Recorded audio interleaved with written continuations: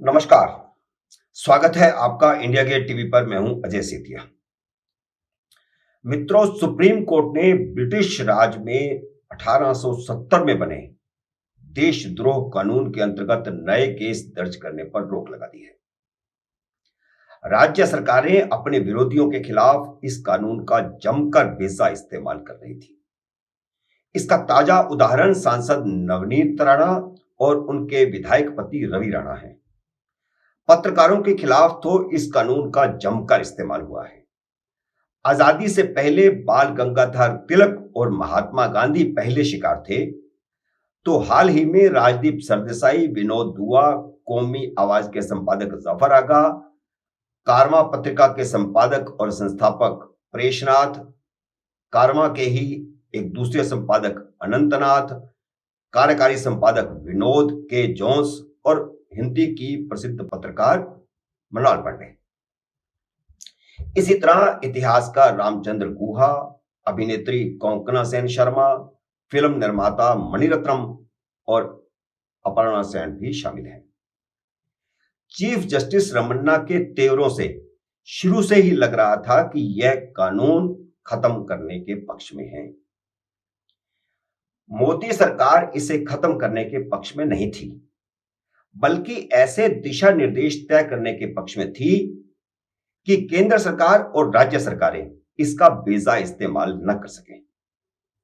सरकार ने पहले तो अदालत में यह कहा था कि वह दिशा निर्देशों का एक ड्राफ्ट कोर्ट में पेश करेगी, जिसे लगभग तैयार कर लिया गया है। लेकिन 10 मई की अंतिम सुनवाई से एक दिन पहले अटॉर्नी जनरल ने कोर्ट में पेश होकर कहा कि चीफ जस्टिस रमन्ना की अध्यक्षता वाली 3 सदस्यीय पीठ राजद्रोह कानून पर कोई फैसला न करे, क्योंकि 1962 में 3 सदस्यीय बेंच ने धारा 124A को सही ठहराया था। इसलिए 5 सदस्यीय बेंच गठित की जाए ताकि वह उस पर न्यायोचित फैसला कर सके। लेकिन कोर्ट ने सरकार को सोचने के लिए एक दिन का वक्त और दे दिया था। सुप्रीम कोर्ट के कड़े तेवरों को देखते हुए सरकार ने 11 मई को हल्फिया बयान दाखिल करके कानून के प्रावधानों पर फिर से विचार करने का वादा किया। लेकिन सरकार चाहती थी कि जब तक वह कानून के प्रावधानों पर पुनर्विचार की प्रक्रिया पूरी नहीं कर लेती, तब तक कोर्ट कोई रोक न लगाए, किसी तरह का आदेश पारित न करे। सॉलिसिटर जनरल तुषार मेहता ने कोर्ट के सामने एक सुझाव रखा था। सुझाव यह रखा था कि भविष्य में एसपी लेवल की जांच और सहमति के बिना कोई भी नया केस दर्ज ना हो। लेकिन कोर्ट ने अपने आदेश में कहा है कि जब तक केंद्र सरकार आईपीसी की धारा 124 पर पुनर्विचार पूरा नहीं कर लेती, तब तक राजद्रोह की धारा 124A में कोई नया केस दर्ज नहीं होगा। हालांकि कोर्ट ने कहा है कि नए केस दर्ज नहीं होने चाहिए, लेकिन फिर भी अगर कोई राज्य सरकार नए केस दर्ज कर लेती है, नए केस दर्ज हो जाते हैं, तो पीड़ित पक्ष कोर्ट का दरवाजा खटखटा सकता है। सुप्रीम कोर्ट ने निचली अदालतों से भी अपील की है कि वे सुप्रीम कोर्ट के आदेश को ध्यान में रखते हुए मांगी गई राहत की जांच करें और फैसला करें। कपिल सिब्बल ने कोर्ट में जानकारी दी है कि देशद्रोह कानून के तहत देश भर की जेलों में 13,000 से ज्यादा लोग आज बंद हैं। देशद्रोह के मामलों में धारा 124A से जुड़ी हुई 10 से ज्यादा याचिकाओं पर सुप्रीम कोर्ट को में चुनौती दी गई थी। याचिकाएं दायर करने वालों में पूर्व केंद्रीय मंत्री अरुण शौरी, मणिपुर के पत्रकार किशोर चंद्र वांगखेमचा, छत्तीसगढ़ के पत्रकार कन्हैयालाल शुक्ला भी शामिल हैं। इस कानून में गैर जमानती प्रावधान हैं, यानी चुनी हुई सरकार के खिलाफ नफरत, अवमानना, असंतोष फैलाने को भी अपराध माना जाता है। आरोपी को सजा के तौर पर आजीवन कारावास तक दिया जा सकता है। यह कानून 152 साल पुराना है। ब्रिटेन ने 2010 में इस कानून को खारिज कर दिया है। भारत की संविधान सभा ने भी इसे 1948 में ही खारिज कर दिया था, लेकिन जवाहरलाल नेहरू इसे कैसे चोर दरवाजे से वापस लेकर आए, आज मैं आपको इसके बारे में भी बताऊंगा। लॉर्ड मैकाले ने आईपीसी का ड्राफ्ट 1837 में पेश किया था। उस ड्राफ्ट में धारा एस 113 राजद्रोह की धारा थी, लेकिन 1860 में जब आईपीसी को अंतिम रूप दिया गया तो विरोध के चलते इसे हटा दिया गया था। राजद्रोह की यह धारा आईपीसी में शामिल नहीं की गई थी, लेकिन बाद में 1870 में संशोधन करके 124 ए के तौर पर इसे जोड़ा गया, यानी 1870 से यह लागू हुई। सबसे पहले इसका इस्तेमाल 1991 में हुआ, लेकिन अदालत ने आरोपी को बरी कर दिया। यह कहा कि यह धारा इस पर लागू नहीं होती। इसके बाद दूसरी बार इसका इस्तेमाल बाल गंगाधर तिलक के खिलाफ हुआ 1897 में। उन्होंने केसरी में एक लेख लिखा था, उस लेख के आधार पर उनकी गिरफ्तारी हुई। इसलिए मैंने शुरू में कहा कि आजादी से पहले इसका पहला बेजा इस्तेमाल पत्रकार के खिलाफ हुआ था। बाल गंगाधर तिलक को 18 महीने की कैद की सजा हुई। 1898 में इस कानून को सख्त कर दिया गया। इसमें सरकार के खिलाफ नफरत फैलाने वालों को भी अपराध करार दिया गया, जो कि पहले नहीं था। बाल गंगाधर तिलक पर दूसरी बार फिर केस चला 1898 में, और उन पर फिर 124 ए लगाई गई तो उन्हें 6 साल कैद की सजा दी गई। महात्मा गांधी पर भी 1922 में राजद्रोह का मुकदमा चला था और उन्हें भी 6 साल की सजा हुई थी। हालांकि बीमारी के चलते 2 साल बाद ही उनको जेल से रिहा कर दिया गया था। अब आजादी के बाद आते हैं। संविधान में अनुच्छेद 19 अभिव्यक्ति की आजादी, यह जब जोड़ दिया गया तो उसके बाद संविधान में राजद्रोह के कानून को खारिज कर दिया गया था। 1 दिसंबर 1948 को के.एम. मुंशी ने खुद बाकायदा संशोधन पेश करके संविधान सभा में राजद्रोह को खारिज किया था, और उन्होंने अपने भाषण में महात्मा गांधी और बाल गंगाधर तिलक का जिक्र किया था, जिनके खिलाफ ब्रिटिश सरकार ने इस कानून का बेसा इस्तेमाल किया था। संविधान सभा ने बाकायदा इसे खारिज कर दिया कि इसकी संविधान में कोई जरूरत नहीं।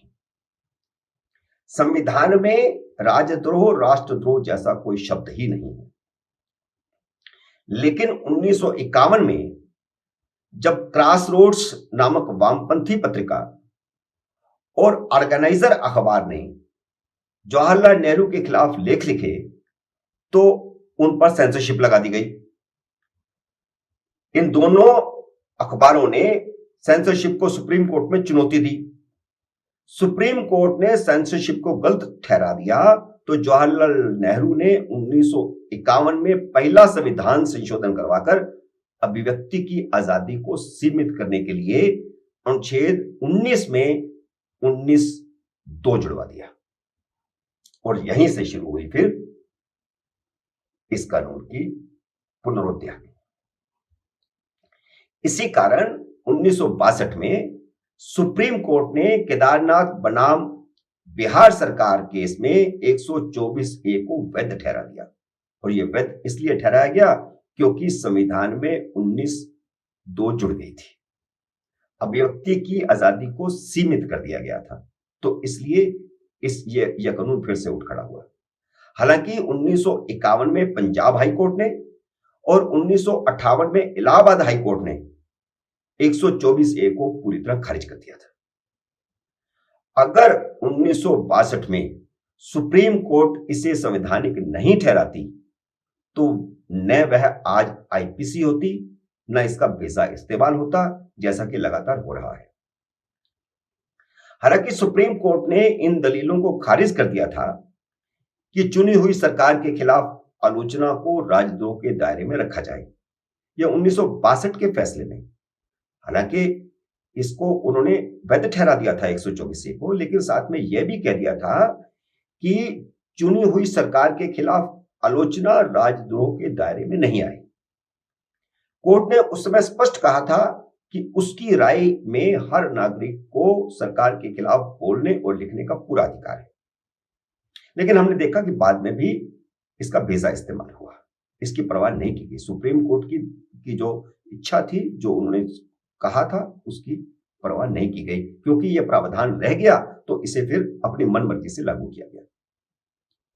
सुप्रीम कोर्ट ने कहा था कि जब तक लोगों को हिंसा के लिए भड़काने वाले शब्दों का इस्तेमाल नहीं किया जाता, तब तक राजद्रोह की धारा के दायरे में नहीं आएगा। वही इस धारा के दायरे में आएगा जो हिंसा के लिए भड़काने वाली भाषा का इस्तेमाल करेगा। सुप्रीम कोर्ट ने कहा था कि देश की सुरक्षा और संप्रभुता को खतरा होने पर ही दुर्लभ मामलों में राजद्रोह की धारा का इस्तेमाल किया जाना चाहिए। और पहले मैंने आपको सूची बताई किन किन लोगों पर किया गया, और 800-900 लोगों पर किया गया, जिनमें से जो इसका रेट है वो कन्विक्शन का वो 3% के आसपास। लेकिन राज्य सरकारों ने अपनी आलोचना करने वालों के खिलाफ 124A का जमकर दुरुपयोग किया, आज भी कर रही हैं। हालांकि अब तक सिर्फ 3% केस ही अदालत में ठहर पाए हैं, बाकी सब जो हैं वो अदालत ने खारिज किए। यह बात सही है कि अभी भी अनेक केस पेंडिंग हैं अदालतों में, लेकिन जिनका फैसला हुआ उनमें भी 3% कन्विक्शन हुआ। इसलिए राजद्रोह की धारा को खत्म करने की याचिका पर सुनवाई के समय 15 जुलाई 2021 को ही मुख्य न्यायाधीश NV रमन्ना ने कह दिया था कि ब्रिटिश राज के समय से चले आ रहे राजद्रोह कानून पर अब फैसला होना चाहिए। अब इसकी जरूरत नहीं है, इसके दुरुपयोग जो भयंकर हो रहा है। उन्होंने कहा था कि यह ऐसा ही है कि एक बढ़ई को लकड़ी के टुकड़े को काटने के लिए आरी दी जाए और वह पूरे जंगल को काटने लगे। तो सरकारें इस तरह ही इसका बेजा इस्तेमाल कर रही है। 6 मई को केंद्र सरकार ने भी सुप्रीम कोर्ट में माना था कि 124A का बेजा इस्तेमाल हो रहा है। इसलिए सरकार ऐसे नियम बना रही है कि किन परिस्थितियों में इसका इस्तेमाल हो रहा है और किन परिस्थितियों में नहीं हो सकता है। जब कोर्ट ने सरकार को अपना स्टैंड बताने के लिए 4 दिन का समय दिया था, लेकिन दूसरे ही दिन सरकार मुकर गई। सरकार ने कोर्ट में एक हल्फिया बयान देकर के कहा कि 1962 में 3 जजों की बेंच ने धारा को सही ठहराया था, इसलिए इसकी सुनवाई अब 3 सदस्यीय बेंच नहीं कर सकती। धारा की संवैधानिकता की सुनवाई 5 सदस्यीय बेंच ही कर सकती है। लेकिन सुप्रीम कोर्ट ने 11 मई को जो फैसला दिया है, उसने सरकार की इस दरखास्त को एक तरह से खारिज कर दिया और अपना फैसला सुना दिया है। अब केंद्र सरकार इस पर पुनर्विचार करेगी, नियम कायदा बनाएगी, दिशा निर्देश बनाएगी, सुप्रीम कोर्ट में पेश करेगी, तब इसकी आगे सुनवाई होगी। फिलहाल राज्य सरकारों को निर्देश दिया गया है कि वे इस कानून का, इस धारा का 124A का इस्तेमाल नहीं करेगी। मित्रों, उम्मीद है मेरा यह वीडियो आपको पसंद आया होगा। इसे लाइक करिए, शेयर कीजिए, और अगर आपने मेरे YouTube चैनल को सब्सक्राइब नहीं किया तो इसे सब्सक्राइब कीजिए। घंटी का बटन भी दबाइए ताकि जैसे ही मेरा नया वीडियो आए आपको सूचना आए। मेरे नए वीडियो का करिए इंतजार। तब तक नमस्कार।